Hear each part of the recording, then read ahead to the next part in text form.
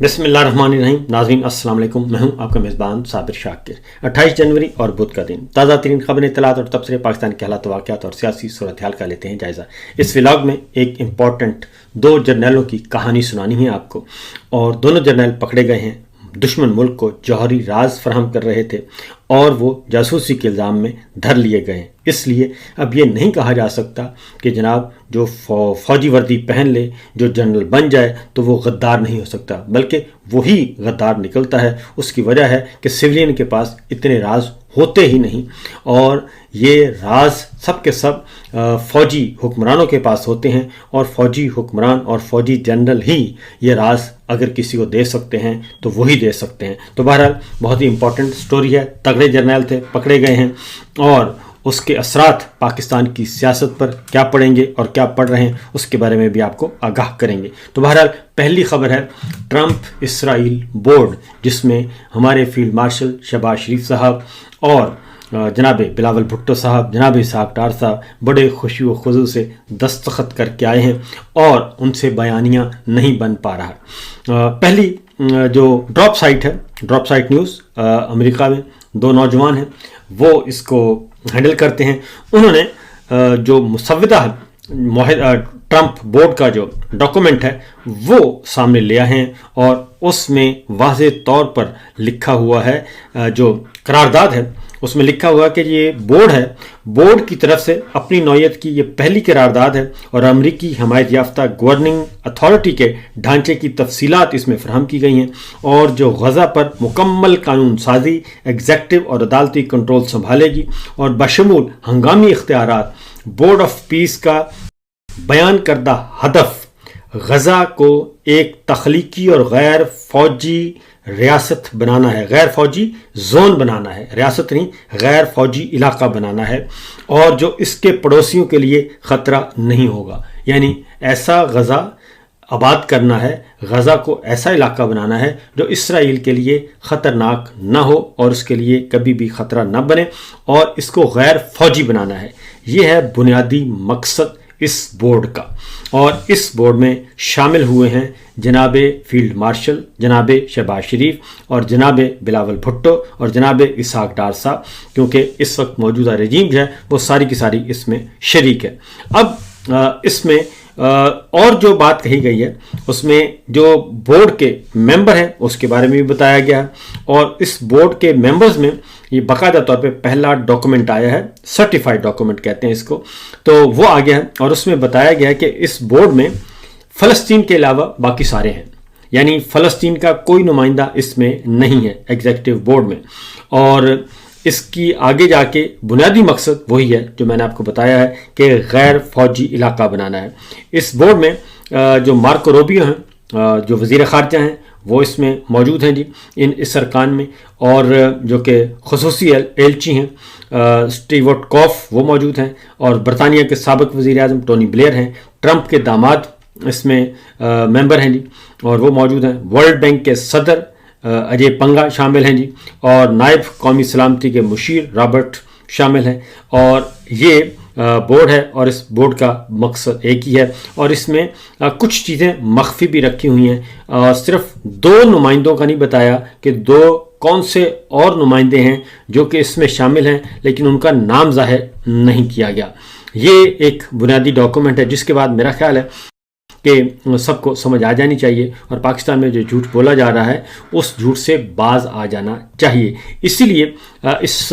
Board کے بارے میں پاکستان کے اندر کم از کم کسی کو بھی نہیں معلوم کہ اس میں لکھا کیا ہے اور یہ معاہدہ کیا ہوا ہے. اور یہ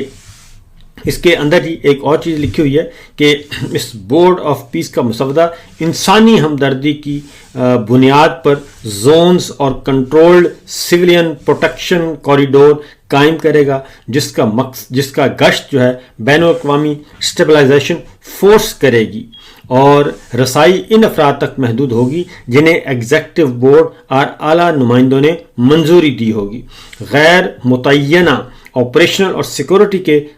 تقاضوں کے مطابق حدود متعین کی جائیں گی، اور عارضی آئی ایس ایف کی قیادت امریکی میجر جنرل کریں گے، اور جس کے بورڈ کے چیئرمین ٹرمپ اور کو مکمل طور پر کمانڈروں کی منظوری یا ان کی جگہ لینے کے ساتھ ساتھ مستقبل کی قیادت کرنے والے ممالک کی منظوری دینے کا اختیار ہوگا۔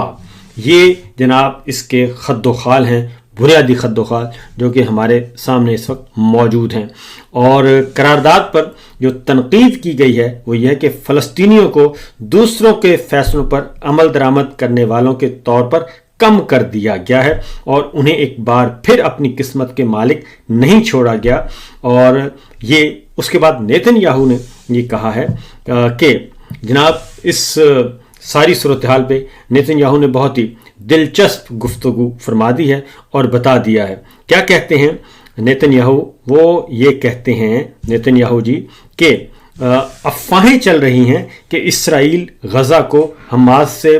پاک کرنے سے پہلے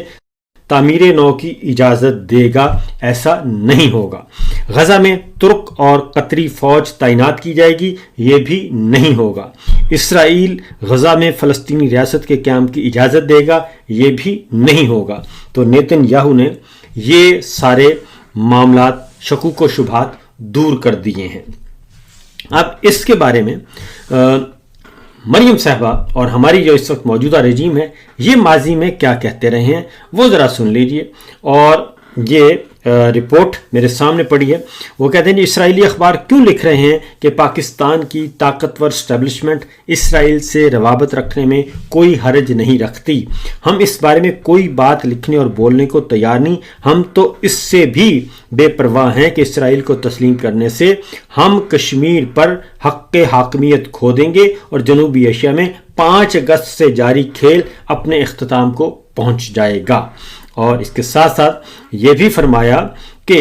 پیر کو یعنی کہ اس وقت کا ہے کہ خبریں سامنے آئی ہیں کہ اسرائیلی وزیر اعظم نیتن یاہو نے سعودی عرب کا خفیہ دورہ کیا ہے جس کی اسرائیل کی جانب سے تصدیق مگر سعودی عرب کی جانب سے تردید کی جا رہی ہے۔ یہ اس وقت کے زمانے میں جی یہ ہماری جو جعلی دانشور ہیں وہ یہ فرما چکی ہیں، اس وقت فرمایا تھا جو یہ میں نے آپ کو پڑھ کر سنایا ہے۔ یہ تو ہے حقیقت حال، ہم نے آپ کو بتا دی کہ قوم کو لیکن نہیں بتایا گیا، کیونکہ جب تک نہیں بتایا جائے گا اس وقت تک یہ شکوک و شبہات رہیں گے۔ اگلی خبر، اب ساری صورتحال میں کیا ہو رہا ہے جی؟ اس ساری سچویشن میں اس وقت ہو یہ رہا ہے کہ ایران پہ حملے کا خطرہ ہے اور تیاریاں کی جا رہی ہیں، اور سارے اس ریجن کو، پورا ریجن اس وقت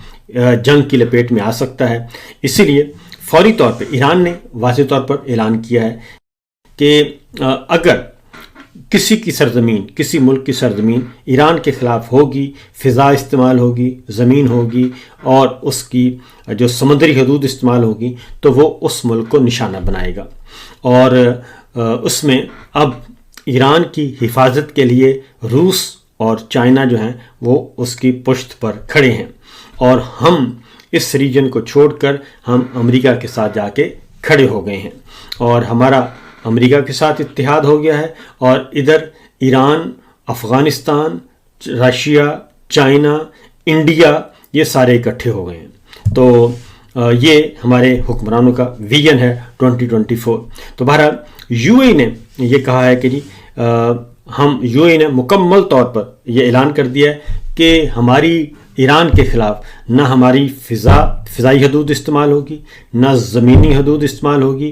نہ ہی ہماری جو ہے وہ سمندری حدود استعمال ہوگی۔ ہمارے دریا، ہمارے سمندر، ہماری فضا، ہماری زمین ایرانی حملوں کے خلاف استعمال نہیں ہوگی۔ دوسری جانب سعودی عرب کے فرمانروا، سعودی عرب کے کراؤن پرنس محمد بن سلمان سے بات ہوئی ہے پریزیڈنٹ آف ایران کی، اور محمد بن سلمان نے بھی دو ٹوک انداز میں واضح کر دیا ہے کہ سعودی عرب کسی بھی صورت میں ایران پہ حملے کے معاملے میں کسی بھی ایسے ایکٹ کی مخالفت کرے گا جس کا مقصد ایران پہ حملہ کرنا ہو۔ سعودی عرب ایران کے خلاف کسی بھی حملے کو ناقابل قبول سمجھتا ہے اور کسی قسم کی جارحیت، دھمکی یا اشتعال انگیزی کی مخالفت کرے گا۔ اور یہ سعودی ولی عہد محمد بن سلمان نے ایرانی صدر مسعود کو یقین دہانی کروا دی ہے۔ اور اس کے ساتھ ساتھ ہمارے یہاں بھی جو پاکستان میں بھی پاک ایران بارڈر پہ ہمارے بھی جو ٹروپس ہیں وہ منتقل ہوئے ہیں اور وہ اس وقت پاک ایران بارڈر کو بھی دیکھ رہے ہیں، اور دیکھنا ہے کہ درون خانہ ہماری چائنا کے ساتھ کوئی اسٹریٹجک ریلیشن شپ ابھی ہے یا نہیں ہے، اور اگر نہیں ہے تو یہ کافی خطرناک ہو سکتا ہے، کیونکہ چائنا بھی ہم سے ناراض اور سعودی عرب بھی ہم سے ناراض، اور یہ ہے ہماری اس وقت کی جو پالیسی ہے ٹرمپ اور ٹرمپ اسرائیل بورڈ میں شمولیت کی پالیسی۔ اگلی خبر جو ہے وہ ہے جناب، ہمارے پاس بلومبرگ نے رپورٹ دی ہے، اور وہ ہے چائنا کے 2 سینئر موسٹ جرنیل بلکہ فوج کے سربراہ وہ قابو آئے، پہلے ایک قابو آیا اور اس کے بعد دوسرا، اور دونوں کے خلاف ٹرائل شروع ہو گیا ہے، اور دونوں کے خلاف سنگین الزامات ہیں، اور الزامات ہیں کہ یہ امریکہ کے لیے جاسوسی کر رہے تھے اور ان کو جوہری ہتھیاروں کی معلومات دے رہے تھے۔ بلومبرگ نے یہ دعویٰ کیا ہے کہ چین میں ایک فوجی بغاوت کی کوشش کی گئی جس کا مقصد شی جن پنگ کا تختہ الٹنا تھا، یعنی کہ جو ایران میں کوشش کی گئی وہی چائنا میں بھی۔ مبینہ طور پر 2 اہم جنرلوں کو ان کے اہل خانہ اور 3300 فوجی اہلکاروں سمیت حراست میں لے لیا گیا ہے، اور آگے جا کے سینٹرل ملٹری کمیشن کے وائس چیئرمین پر شی جن پنگ کے خلاف بغاوت کو منظم کرنے کا شبہ ظاہر کیا جا رہا ہے، اور مبینہ طور پر یونگ کے وفادار فوجیوں اور صدارتی حفاظتی تفصیلات کے درمیان فائرنگ ہوئی ہے، جس کے نتیجے میں شی جن پنگ کے کئی محافظ زخمی یا ہلاک ہوئے ہیں، یہ بلومبرگ کی رپورٹ ہے۔ اور اس کے بعد چیف آف جوائنٹ سٹاف لی زونی کے منصوبوں میں مبینہ طور پر پریزیڈنٹ کے خلاف ریاستی بغاوت کرنے کے لیے فوجیوں کو متحرک کرنا شامل تھا، اور مطلوبہ نعرہ تھا پارٹی بچاؤ قوم بچاؤ، اور مبینہ طور پر اندرونی حلقے افراد کی طرف سے مبینہ دھوکہ دہی کی وجہ سے منصوبہ ناکام ہوا، اور دونوں جنرل سخت کنٹرول اور تفتیشی نگرانی میں ہیں، اور ان کے ساتھ ان کے اہل خانہ اور 3000 فوجی اہلکاروں کے مبینہ حراست میں لیا گیا ہے، اور منصوبے کے سامنے آنے کے بعد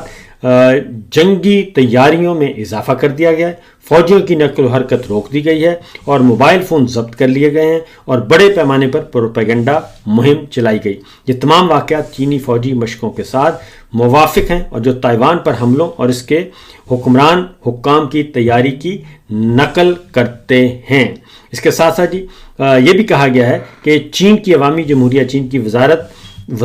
قومی دفاع نے جنرل جونگ پوشیا اور لیو ینلی کے خلاف تحقیقات کے آغاز کی باضابطہ طور پر تصدیق کی ہے، اور اس کی سرکاری وجہ ضبط اور قانون کی سنگین خلاف ورزیوں کا حوالہ دیا گیا ہے، اور یہ جملہ اکثر بدعنوانی سے منسلک ہوتا ہے،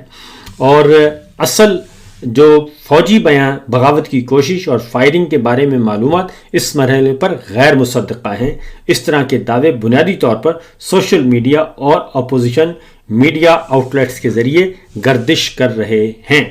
اور مغربی ایجنسیاں رائٹرز بلومبرگ اسے یی جن یونگ کے فوجی اشرافیہ سے پاک کرنے اور ایک دور کے طور پر اس کا زیادہ اندازہ لگاتی ہیں، یعنی وہی کچھ جو ایران میں رجیم چینج آپریشن کرنے کی کوشش کی، وہ چائنا میں بھی وہ کہتے ہیں یہ افواہیں ہیں کہ کرنے کی کوشش کی لیکن ناکام ہو گئی، ایران میں بھی اور چائنا میں بھی۔ صرف پاکستان میں جو ہے وہ رجیم چینج آپریشن میں امریکہ کامیاب ہوا، اور ایک سائفر آیا اور ڈونلڈ لو نے ایک گریڈ 20 کے افسر نے پاکستان کی حکومت کا تختہ الٹوا دیا۔ یہ پاکستان کی لیڈرشپ میں اور ایران اور چائنا اور تگڑے ملکوں کی لیڈرشپ میں یہ فرق ہوتا ہے، جو کہ ہم بڑے واضح طور پر دیکھ رہے ہیں۔ تو اس کے بعد ہے اگلی خبر ذرا پاکستان کی داخلی سیاست کے حوالے سے۔ شہریار افریدی صاحب نے ایک تو جمعرات کو یعنی کہ کل اعلان کیا ہے کہ کل وہ آئیں گے اڈیالہ اور عمران خان صاحب سے ملاقات کے لیے آئیں گے، اور ان کا نام جیل کے حکام کو پہنچا دیا گیا ہے۔ دوسرا، انہوں نے اتوار کے لیے اعلان کر دیا ہے، اور انہوں نے کہا ہے کہ اتوار کے روز وہ کر رہے ہیں سہیل آفریدی 1 فروری اتوار کے دن خیبر کی اقوام کا جرگہ، خیبر کی یعنی کہ علاقہ خیبر جو ہے اس کی اقوام کا جو جرگہ ہے اس کو بلا رہے ہیں، اور یہ فٹ بال اسٹیڈیم میں ہوگا، اور جرگے میں پوچھا جائے گا کہ آپ اپنی مرضی سے طرح سے بے دخل ہوئے یا پھر زبردستی گھر چھوڑنا پڑا۔ اور اس کے ساتھ ساتھ ان تمام کو جی واپس جو ہے وہ آباد کرنے کا، واپس طرح میں منتقل کرنے کا اعلان کیا گیا ہے، کیونکہ وفاقی حکومت بھی انکاری ہو گئی ہے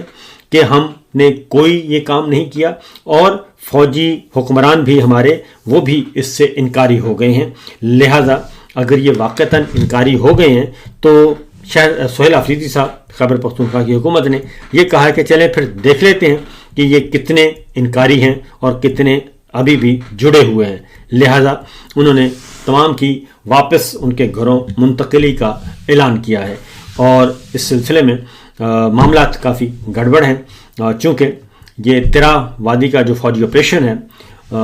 اور وہاں سے لوگوں کو ہجرت پر مجبور کرنا، بے گھر کرنا، یہ وفاقی حکومت اور DGISPR کے گلے کی ہڈی بن چکا ہے۔ فی الوقت اتنا ہی، اجازت دیجیے، اللہ حافظ۔